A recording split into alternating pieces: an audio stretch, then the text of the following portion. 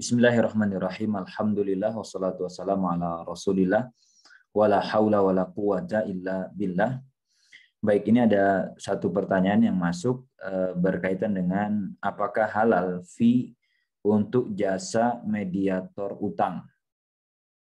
Jadi ada sebuah lembaga itu bertindak sebagai jasa mediator. Tugasnya adalah membantu orang untuk melunasi utang, tapi maksudnya tidak memberikan pinjaman, lebih kepada memberi saran pelunasan, sehingga seperti cara negosiasi, melaporkan debt collector, dan kemudian seterusnya. Mereka tidak memberikan saran berutang baru ke bank karena mereka tidak ingin debitur membuka lubang utang baru. Mereka mendapatkan fee 2-5% dari jumlah utang yang berhasil dilunasi. Ini secara detailnya seperti itu. Nah, apakah ini halal? Apakah menjadi mediator seperti ini dibolehkan? Baik. Wallahu alam, ya, sebatas yang saya pahami dari kasus yang ditanyakan, insya Allah tidak ada masalah. Karena kalau kita bicara jasa, ini kan yang dia jual adalah jasa. Itu basicnya secara zat tidak ada masalah, dan kemudian yang menjadi efek itu juga tidak ada masalah. Karena ini biasanya orang-orang yang terlilit dengan riba gitu ya, terutama kartu kredit dan yang semisal, dia punya utang misalkan 100 juta, lalu kemudian bunganya anggap 50 juta. Nah, kita butuh jasa dia, misalkan buat apa? Buat nego kan, kemudian buat menyelamatkan kita dari atau trik-trik menghadapi debt collector dan seterusnya gitu ya.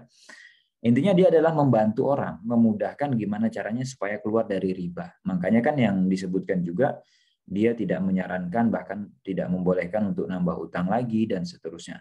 Jadi dia punya ilmunya, dia punya caranya, yaitu gimana caranya supaya orang bisa lebih mudah, bisa selamat, bisa lebih cepat keluar dari riba gitu ya. Nah, apakah kemudian ini tentu keuntungan dari jasa ini tentu jelas ya, dia mendapat profit dengan bantu orang. Nah, bagaimana dengan si katakan si ke debitur tadi yang terlilit utang atau yang dia punya utang? Apa untungnya gitu? Ya jelas dia lebih untung kan kalau misalkan dia sekedar ngasih komisi 2-5% saja kepada misalnya orang tadi, mungkin dia akan lebih diuntungkan, lebih ringan bebannya ketimbang dia harus bayar misalnya tadi 100 juta ditambah bunga sekian puluh juta itu ya.